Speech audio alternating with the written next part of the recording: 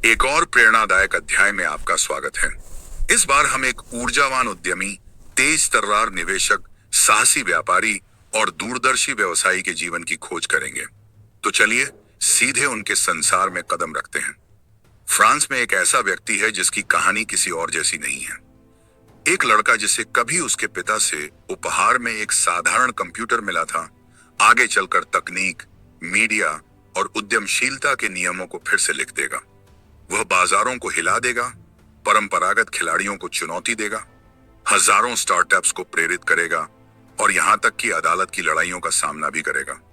लेकिन शायद उसकी जिंदगी का सबसे चौंकाने वाला मोड़ व्यापार में नहीं है, बल्कि उसमें है जो उसने दूसरों के लिए बनाने का चुनाव किया, तब जब वह अपने लिए पहले ही साम्राज्य खड़ा कर चुका था।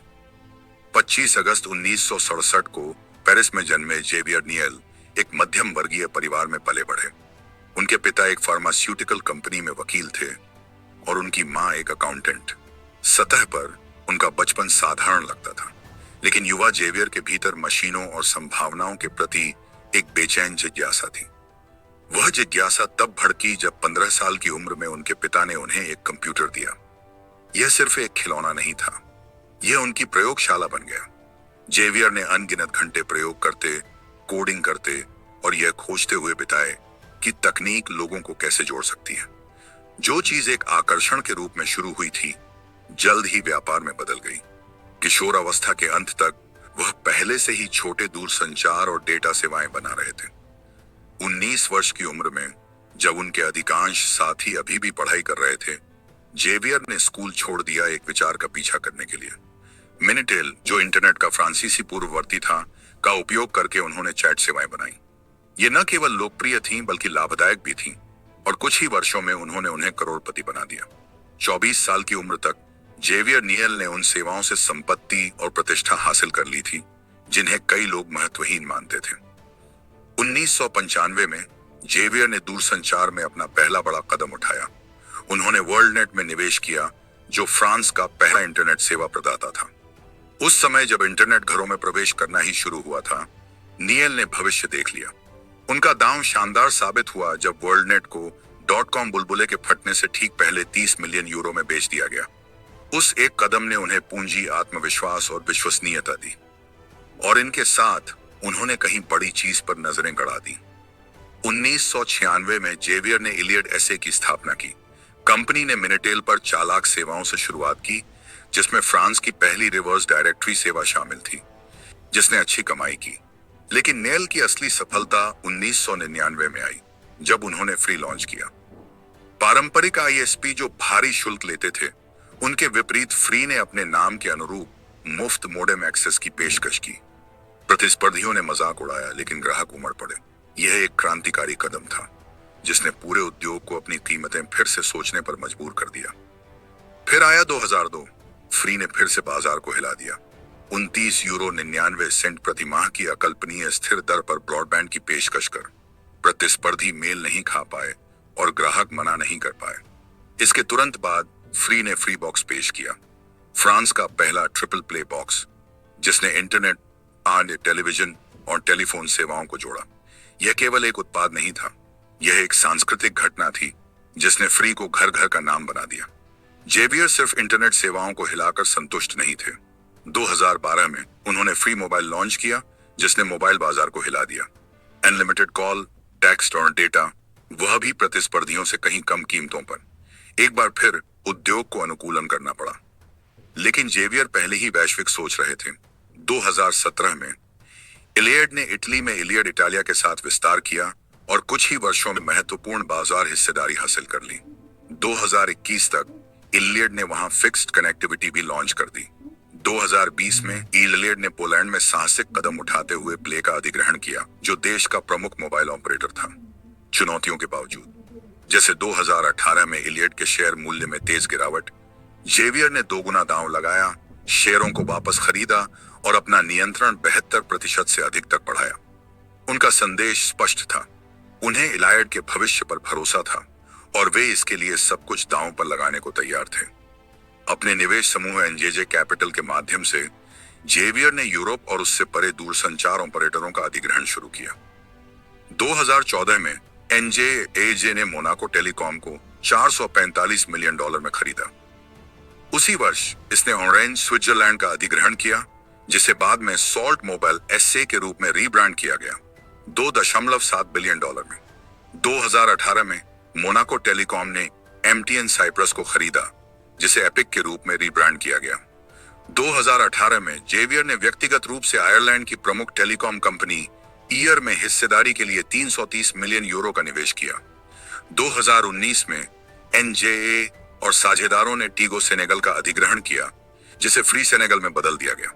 2020 में मोनाको टेलीकॉम ने वोडाफोन माल्टा का अधिग्रहण किया, जिसे एपिक माल्टा में रीब्रांड किया गया।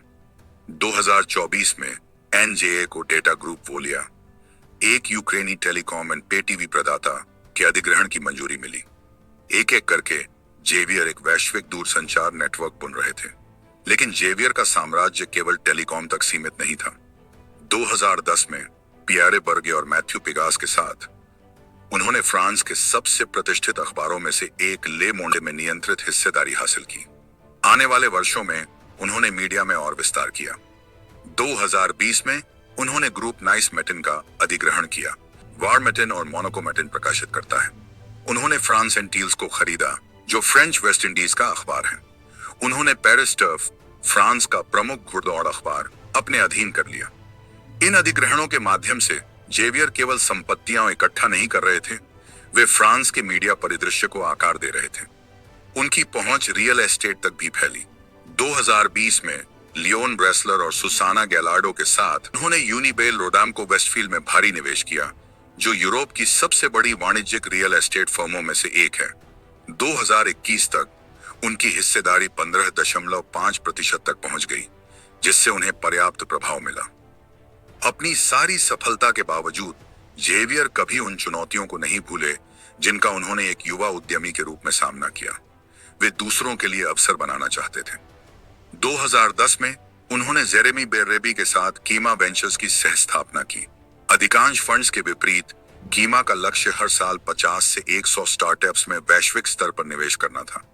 2021 तक इसने 32 देशों में 330 कंपनियों में निवेश किया था, जिससे यह दुनिया के सबसे सक्रिय शुरुआती चरण के फंड्स में से एक बन गया। लेकिन वे केवल फंडिंग तक नहीं रुके। 2013 में जेवियर ने 42 नामक एक कोडिंग स्कूल की स्थापना की, जो पूरी तरह मुफ्त था, जिसमें न शिक्षक थे, न पारंपरिक कक्षाएं और न कोई सीमा। छात्र समस्याओं को हल करके और सहयोग से सीखते थे। यह मॉडल क्रांतिकारी था और सफल भी। 2021 तक 42 ने विश्व भर में 33 परिसरों तक विस्तार किया, जिससे हजारों को अवसर मिला जो अन्यथा तकनीकी शिक्षा का खर्च नहीं उठा सकते थे। फिर 2017 में आया स्टेशन एफ, दुनिया का सबसे बड़ा स्टार्टअप कैंपस, जो पेरिस में स्थित है। सैकड़ों स्टार्टअप्स, एक्सीलरेटर और निवेशकों का घर, स्टेशन एफ उद्यमशीलता का वैश्विक केंद्र बन गया। 42 और स्टेशन एफ के माध्यम से जेवियर केवल कंपनियां नहीं बना रहे थे, वे एक पूरा पारिस्थितिकी तंत्र बना रहे थे। जेवियर के निवेश लगातार विकसित होते रहे। 2021 में वे यूरो के प्रमुख शेयरधारक बन गए, जो इटली का सबसे बड़ा उपभोक्ता इलेक्ट्रॉनिक्स रिटेलर है, जिसमें 460 से अधिक स्टोर्स हैं। 2023 में उन्होंने एक कंसोर्टियम में शामिल होकर स्विस एसेट मैनेजर जीएएम में 7.5% हिस्सेदारी हासिल की, जिससे उन्होंने वित्तीय क्षेत्र में प्रवेश किया। और अक्टूबर 2023 में उन्होंने कृत्रिम बुद्धिमत्ता में €200 मिलियन का निवेश करने की घोषणा की, जिसमें एक सुपर कंप्यूटर और एक समर्पित शोध प्रयोगशाला शामिल थी। एक ऐसे व्यक्ति के लिए जिसने दशकों पहले इंटरनेट और मोबाइल सेवाओं में क्रांति ला दी थी, एआई अगला क्षेत्र था। जेवियर नियल की कहानी उनके कानूनी झंझटों का उल्लेख किए बिना पूरी नहीं होगी। 2004 में उन पर उन सेक्स शॉप्स से संबंधित आरोप लगे जिनमें उनके शेयर थे, जबकि सबसे गंभीर आरोप खारिज कर दिए गए।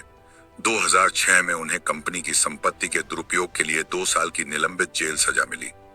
फिर भी इन विवादों ने तकनीकी क्षेत्र में उनकी प्रतिष्ठा को ज्यादा नुकसान नहीं पहुंचाया। 2015 में वायर्ड ने उन्हें वैश्विक तकनीक में 7वां सबसे प्रभावशाली व्यक्ति माना। 2017 में वैनिटी फेयर ने उन्हें अंतर्राष्ट्रीय स्तर पर सबसे प्रभावशाली फ्रांसीसी व्यक्तित्व कहा। साम्राज्य के पीछे एक पारिवारिक व्यक्ति है। जेवियर डेल्फिन अर्नाल्ड के साथ घरेलू साझेदारी में हैं, जो बर्नार्ड अर्नाल्ड की बेटी हैं, और लुई वुइटों और डायर की कार्यकारी हैं। दोनों की एक बेटी है। जेवियर के पिछले संबंध से 2 बेटे भी हैं। वे पेरिस में रहते हैं, जहां नियल के पास लग्जरी संपत्तियां हैं, जिनमें प्लेस दिस वोजेस में एक हवेली और कोर्चेवेल में एक होटल शामिल है। नियल भविष्य पर दांव लगाना जारी रखते हैं, अत्याधुनिक उपक्रम में निवेश करते हुए।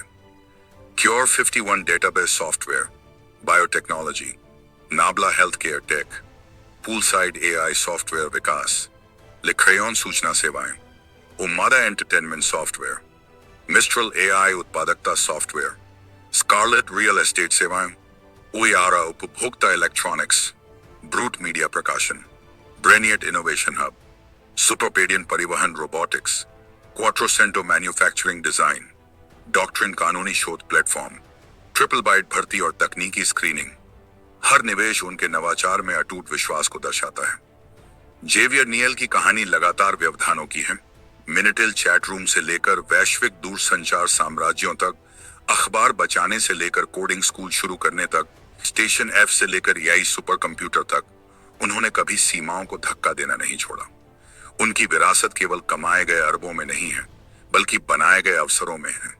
उन ग्राहकों के लिए जिन्हें सस्ता इंटरनेट मिला, उन छात्रों के लिए जिन्हें मुफ्त शिक्षा मिली, और उन उद्यमियों के लिए जिन्हें स्टेशन एफ में मंच मिला। वह लड़का जिसने कभी 15 साल की उम्र में एक कंप्यूटर खोला था, अब उद्योगों को आकार दे रहा है, पीढ़ियों को शिक्षित कर रहा है और क्रांतियों को ईंधन दे रहा है। और शायद सबसे रोमांचक बात, जेवियर नियल की यात्रा अभी भी जारी है।